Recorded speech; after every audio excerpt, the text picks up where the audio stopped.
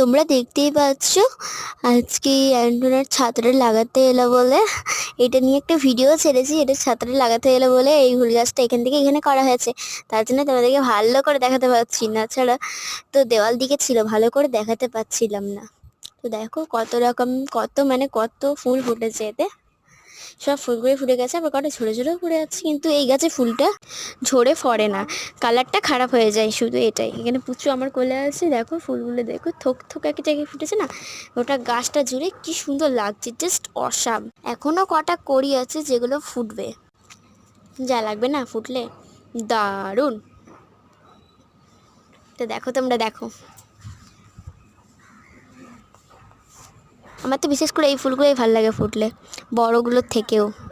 তো দেখো এই ছাতাটা লাগালো, আর এখানে তো ওয়াইফাইটা লাগাই আছে, তোমরা সবাই জানো।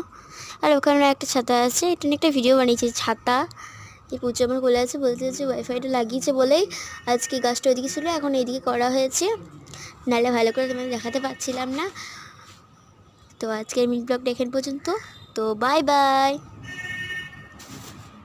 পুজো ওইদিকে মুখটা ঘুরে গেছে।